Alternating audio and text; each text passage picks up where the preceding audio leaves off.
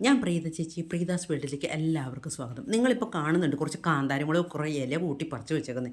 ഈ ചേച്ചി എന്തിനാണാവോ ഈ ഇല കൂട്ടി പറിച്ചതെന്ന് നിങ്ങൾ ചിന്തിക്കൂലേ? പക്ഷേ പണ്ടുള്ളവരൊക്കെ ഒരു ഇല കൂട്ടിയെങ്കിലും മുളക് പറിച്ചാൽ പിന്നെ ആ മുളക് ചീനിക്ക് കേടാന്ന് പറയും. പക്ഷേ നേരെ തിരിച്ചാട്ടോ, നമ്മൾ എന്ന് ഇല കൂട്ടി വലിച്ച് പറിച്ചെടുക്കുന്നു അതിന് ഡബിൾ ഇരട്ടി നമുക്ക് രണ്ടാഴ്ച കൊണ്ട് ഡബിൾ ഇരട്ടി മുളകുണ്ടാകും. എൻ്റെ അനുഭവത്തിൽ നിന്ന് എനിക്ക് കിട്ടിയതാണ് കേട്ടോ. പണ്ട് ഒക്കെ ആണെങ്കിൽ ഇങ്ങനെ പറിച്ചു കഴിഞ്ഞാൽ അമ്മയൊക്കെ വഴക്ക് പറയാറുണ്ട്, അങ്ങനെ മുളക് പറിച്ചാൽ പോകുന്നു. പക്ഷേ പിന്നെ കുറച്ച് കഴിഞ്ഞപ്പോൾ ഞങ്ങൾക്ക് ഒത്തിരി ചീനിയുണ്ട്. സമയമില്ല, പോയി പറമ്പിൽ പോയി നിന്ന് ഈ കൊതുകടിയും കൊണ്ട് നിൽക്കുന്നതിലും ഭേദം ഓട്ടിപ്പോയി ഇല കൂട്ടി കുറേ ഇങ്ങ് പറിച്ചുകൊണ്ട് വരും. പറിച്ചുകൊണ്ട് വന്നിട്ട് വീട്ടിൽ വന്നിരുന്ന് സമാധാനത്തോടെ ഇലയെല്ലാം കളയും.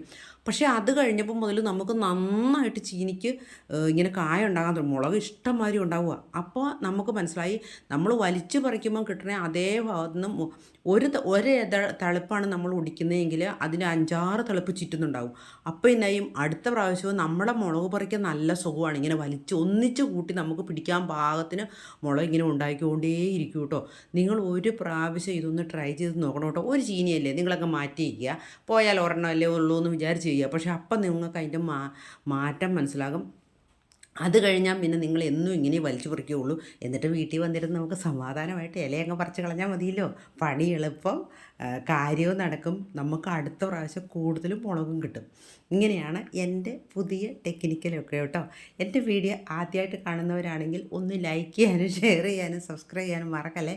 അത് ചേച്ചിയുടെ പ്രായത്തിൻ്റെ കൂടുതലൂടെ ആകാം. കുറേ ഇതുപോലത്തെ കുറേ ടിപ്പുകളൊക്കെ എൻ്റെ അനുഭവത്തിൽ ചുമ്മാ മടി കൊണ്ട് കിട്ടിയതാട്ടോ. ഇതൊക്കെ പറിക്കാനുള്ള മടി കൊണ്ട് പോകുന്നു, ഒത്തിരി സമയം നിൽക്കണ്ടല്ലോ എന്ന് വിചാരിച്ച് ചെയ്തതാണ്. പക്ഷേ അതൊക്കെ ഒത്തിരി അനുഗ്രഹമായിട്ട് വന്നിട്ടുണ്ട്.